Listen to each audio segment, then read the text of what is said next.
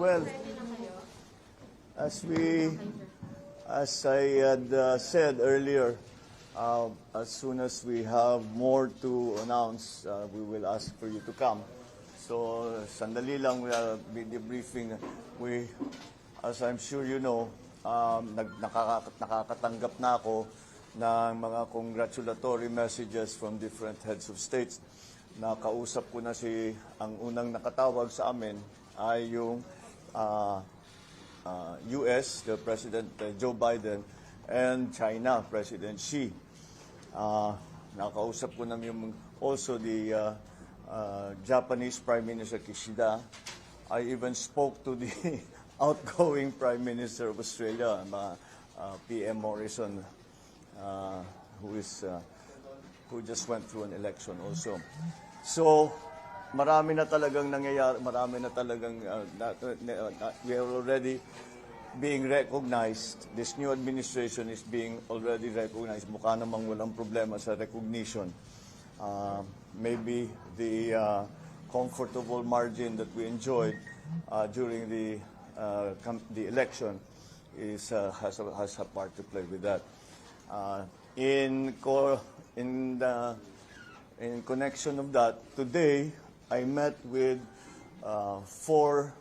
three ambassadors, the ambassador of South Korea, the ambassador of Japan, the ambassador from India, and now the head of station of the United States, where we were able to discuss many of the things that how we are going to handle the next few years in terms of our relationships with the different countries. Ang aking lang laging pinapaalala sa kanila, sinasabi ko, palagay ko, sa pandemyang ito, ang recovery ng lahat natin ay hindi kakayanin ng kahit isang bansa, kahit gaano kayaman. Kailangan the partnerships will be the one that will bring us to keep the global economy at least as stable as is possible, and will give us the opportunities for us to take advantage of the opening of the global economy. So I think that we were all in agreement that that is going to be the situation. Specifically, in Japan, with the Japanese ambassador, we spoke about some of the ODA projects that JICA ODA that possibly we can pursue.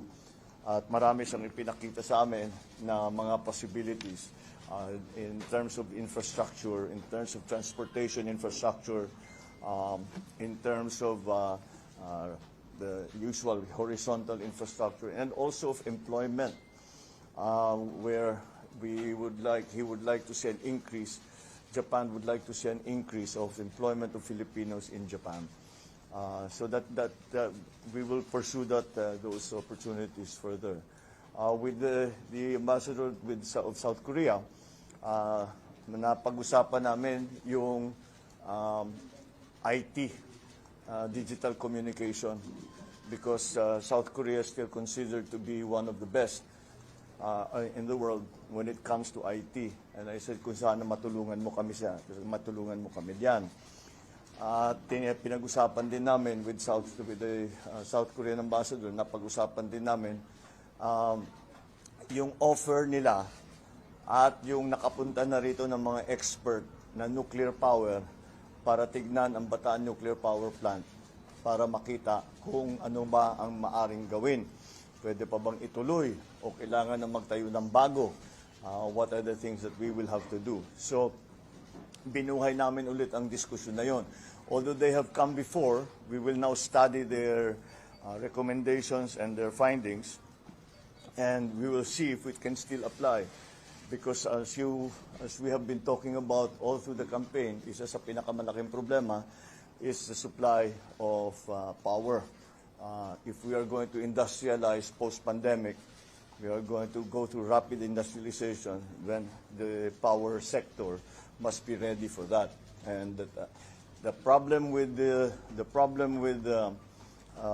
in the power sector is that laki ang lead time. Kahit na siguro yung pinakamaliit na planta, 3 years yan.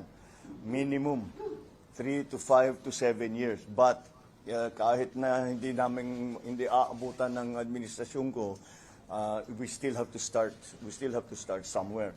So we spoke about that. And some of the other security concerns for the region.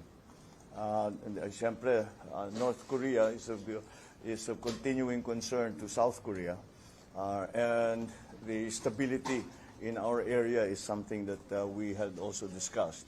With the ambassador from India, we hit upon, he had 3 very interesting programs that they are instituting in India that I think might be applicable in the Philippines. And we again agreed to go into these different areas in greater detail. Number 1, of course, is agriculture.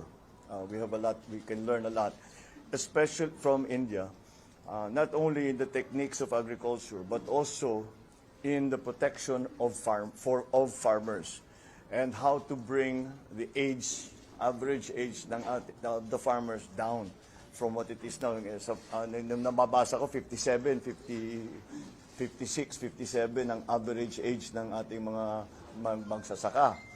At walang pumapasok ng mga kabataan. And one of the solutions that was proposed is that it will, kung gawin nating high-tech yung ating agriculture, magiging interesting para sa mga mas bata. Because with the new technologies, we will need young people anyway. So we started talking about that and the protection of the farmers. I also, because it is one of the conclusions we arrived at during and after the pandemic, after the first hit of the pandemic, yung gamot. And we know that India is one of the largest manufacturers of generic drugs.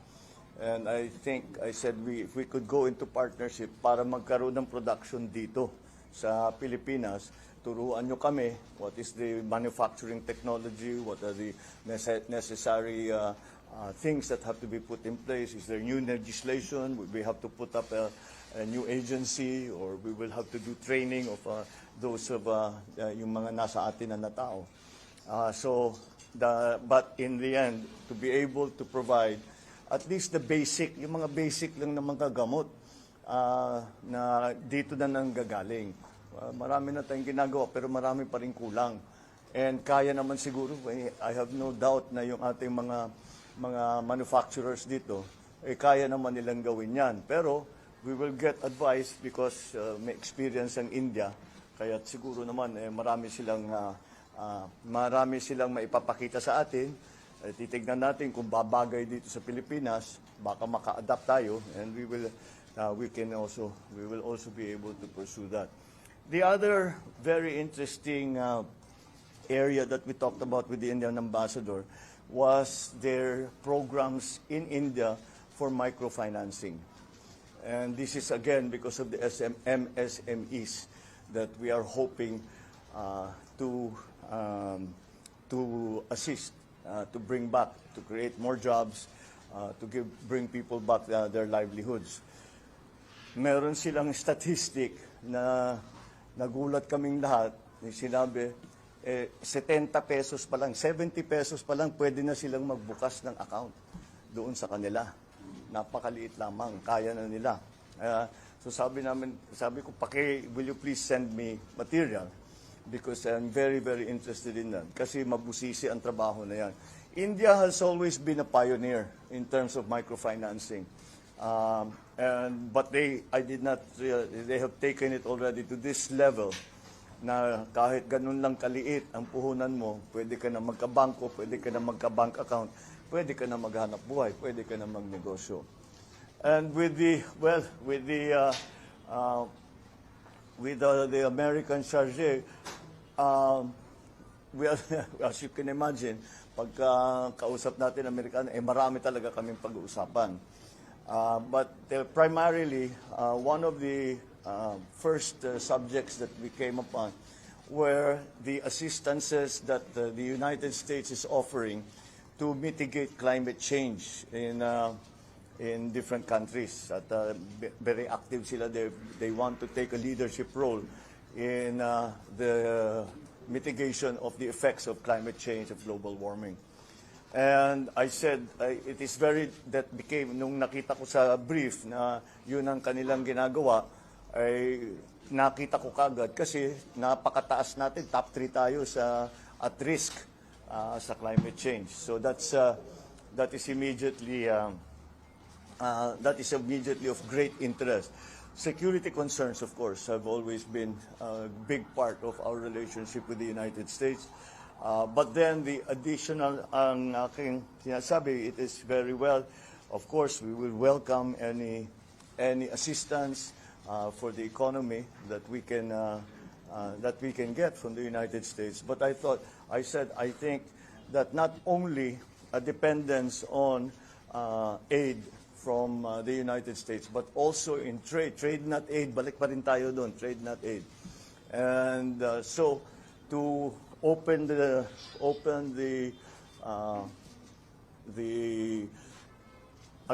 government, the bureaucracy, this administration, to the possibilities of private partnerships, joint venture from the Philippines and with the Americans. Marami naman tayong history sa ganyan. Marami nagbubukas dito ng kumpanya na American for a long time now. So that is a well-established route or role that we have, the part of our relationship. Siyempre, security concerns, pinag-usapan namin, the return or the re-signing or the extension of the VFA agreement and how it has to be redefined for the near future with the changing situation around the world, especially in our region. Siyempre, yun ang ating primary concern.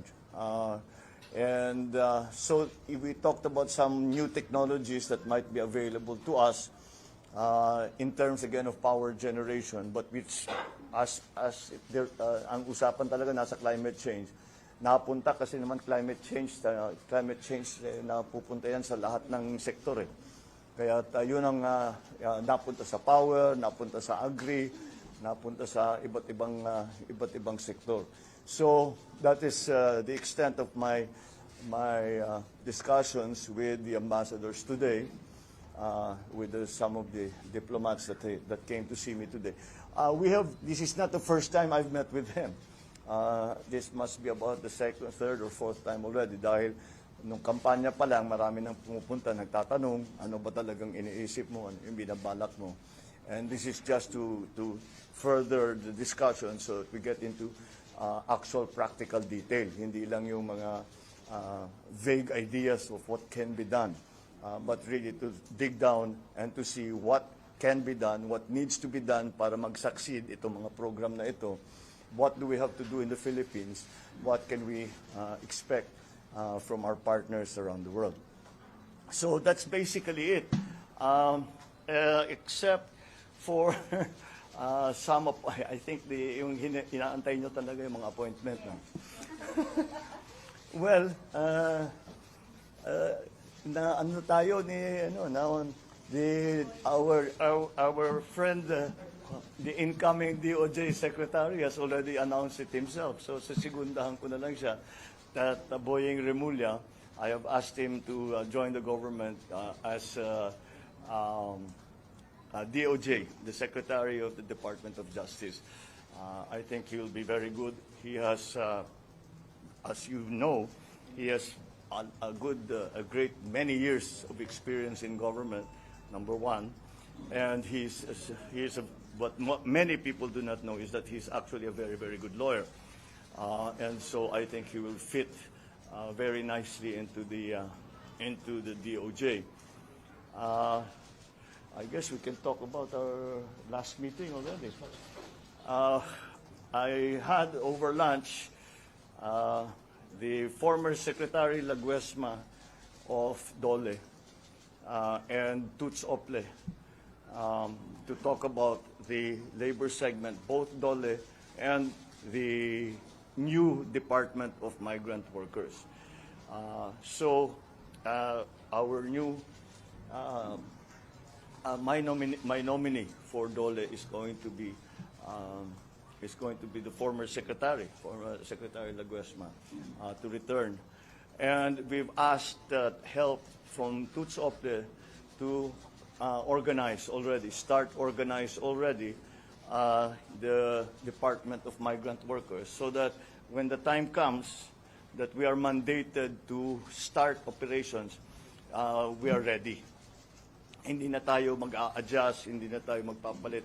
Kaya ang naging concern ko is mahirap naman kung magbabago tayo 2 years from now, babaguhin natin dahil magkakaroon ng Department of Migrant Workers, ay kung ititigil pa natin ang services bago tayo nag-organize. So sabi ko, para hindi matigil ang functions, ay ngayon pa lang, umpisahan na nating pag-isipan kung ano ang gagawin natin para pagdating ng panahon ay mabilis na. The Department of Migrant Workers from the day one will immediately be operational and performing its function. That's really my general policy sa lahat na ito, is to fix policy as early as now, so that when the time comes that we are giving now our nominations to the CA, ay mabilis na ang magiging proseso. At kahit na hindi pa ma-confirm yung mga iba, hindi pa natapos ang confirmation process ng mga iba, ay ang mangyayari ay marami na tayong naintindihan na ng mga tao natin, the cabinet, the secretaries, and the rest of government, kung ano yung kailangan gawin, what is expected, what the timetable has to be, so that we can immediately start work as soon as the term of the next administration begins. I have also tapped an old friend who also was formerly in this position, Arce Balisacan, who was our former NEDA, and I've asked him to return to NEDA. I've worked with him extensively in the time that I was governor. We have very similar thinking in that regard. Kaya't malakas ang loob ko. I know he's very competent. I know his policies are policies that will be to the betterment of our country, and for employment, for the development of the economy. Nag-uusap kami ng ilang oras at mukha namang tumutugma ang aming pag-iisip tungkol sa approach natin dito sa mga darating na ilang taon when it comes to the economic managers. I know that siyempre ang punot dulo talaga ng susunod na administrasyon is the economy. Kaya alam ko yan, inaabangan na talaga ninyo. Allow me and maybe a few more days for me to be able to announce formally who will be part of the labor sector is going to be very much part of any redevelopment and recovery of the economy. So that's part of it. NEDA, obviously. Sa NEDA, having come from governor, sabi ko dapat ibalik natin yung primary function ng NEDA. NEDA, you have to remember, is the National Economic Development Authority. And the process has always been that the provincial development councils will forward their recommendations to the regional development council, which will forward their recommendations to NEDA. Hindi na nasunod yun.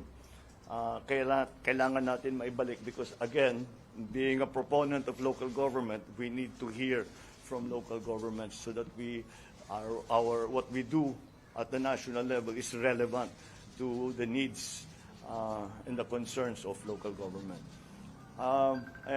So that's it for now. I think that's enough to be getting on with. We're working very hard on the other departments, and dahan-dahan naman. dahan-dahan naman, we are beginning to fill the positions. I still have to talk to them, some of our proposed nominees, and we have to understand na nagkakasundo kami sa polisiya. Kasi kung di naman sila mag-agree, mahirap naman masyado yun. So we will continue to discuss with them, and should they agree, umpisahan na namin ang mga planning para diyan. So I wanted technically talaga dapat after proclamation itong mga announcement na ito. Kaya pero I know na maraming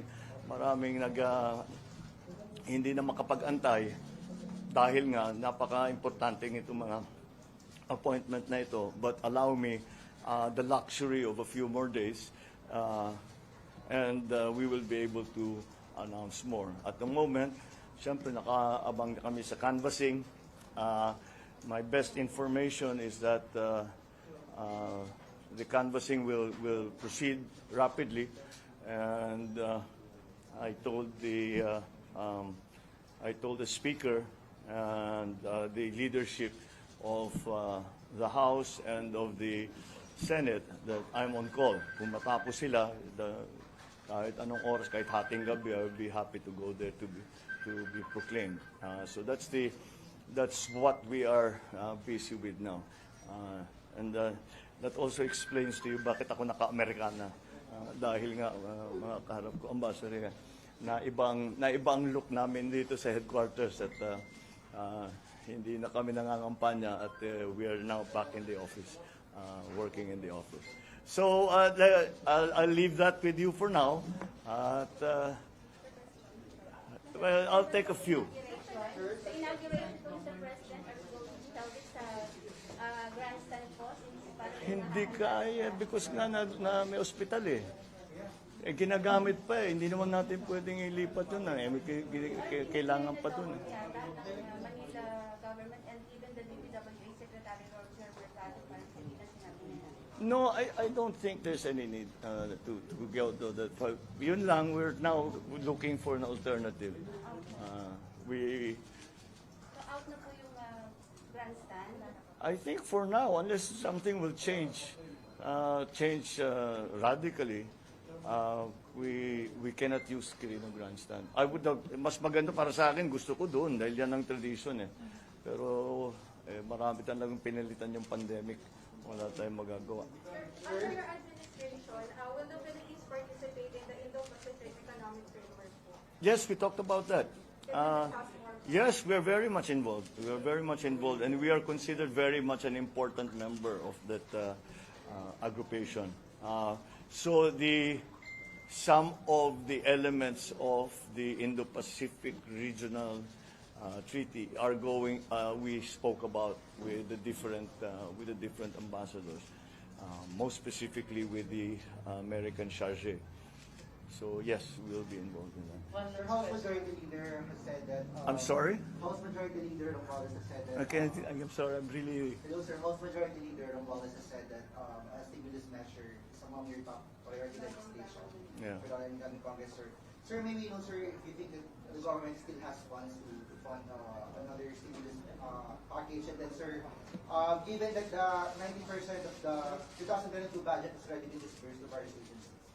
Yes, there are slight differences because although it has been disbursed, not all of it has been spent. So meron pa tayong breathing room, pero konti na lang. And so that's why we will have to look to the new budget, the budget for 2023, which is presently being written. We have to look at that to find sufficient funds for the things that we want to do. Kasi talaga, basically, move some public expenditure away from non-investment expenditures to more investment-led expenditures. Again, to revitalize, to retool the economy. Sir, you also open to open selling government assets, such as Manila and a portion of Manila Bay as proposed by Congressman Salceda to pay for the country's debt. I'm always very wary of selling government assets. So as a matter of principle, I'd rather not. So, yes. Sir, just a follow-up, how do you think the Philippines will benefit from the Indo-Pacific Economic Framework? Well, it's going to be, because now, as I said, the survival and the stability of the global economy, or even just the regional economy, is going to depend on the partnerships we make with other countries. And that's why that's going to be very important. We have to open as much of the economy as we can to trade. And that's where these kind of treaties come in. Okay? Thank you. Maraming salamat.